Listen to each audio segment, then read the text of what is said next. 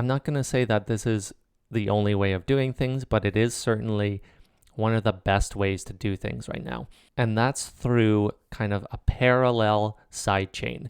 Now, I'll show you how it works in FL Studio, but you can do this in any DAW, basically. So in FL Studio, what you'll want to do here is create a separate dedicated mixer track just to your reverb and delay. I'll show you how to do it with reverb, but this can be done with reverb on one track and then delay on another. So let's just get into it here. Let's select Fruity Reverb and then have it on its own direct track.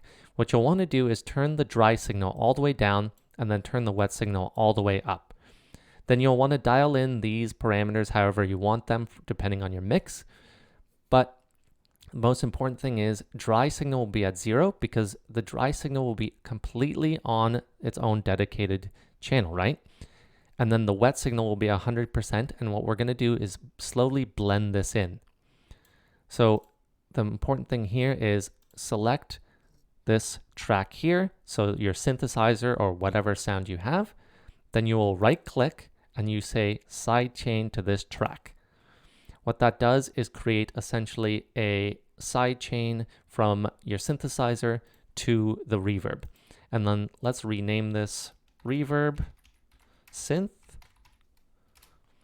And now we have our own dedicated reverb just for this synthesizer. And then what we have to do in FL Studio is create a send to that track.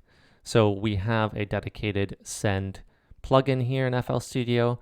It is called Fruity Send. And after I find it in a minute, there we go. And then we just route it essentially to reverb synth. Now we have a synth routed to another track and also to the master track. So that is why we took out the dry signal, because otherwise we would have two dry signals going into the master, and that would kind of add just volume, which we don't need. We have the volume of the dry signal here, and then we want the volume of just the wet signal here, right? So I hope you're kind of following along what that means. And so let's just start blending this in and see how it sounds. As you can see, all of a sudden the volume is coming in.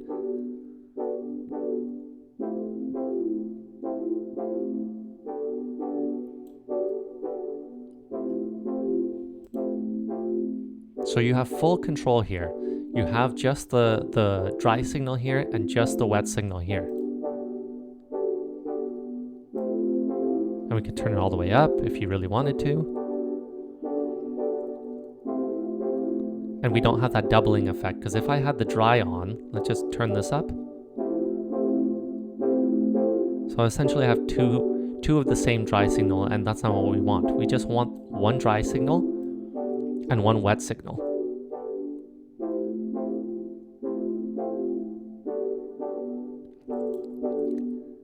And that's just a beautiful way of kind of having full control over how much of the reverb that you want, right? And the same thing can be done with the delay. So let's get Fruity Delay on here, set it about the same parameters we had before.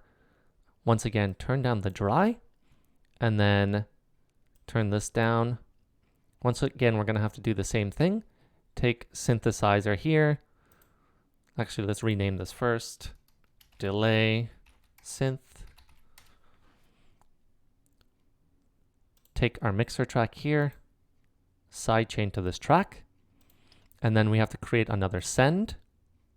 So select, go to Fruity Send right here, and then send to Delay Synth. So let's blend both of these in and see how it sounds. First, let's start with the dry signal. Actually, let's turn down the feedback level because I don't want to get too high. So let's just start with the dry signal only.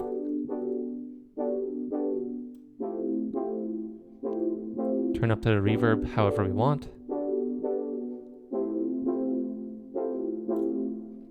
Now let's blend in the delay.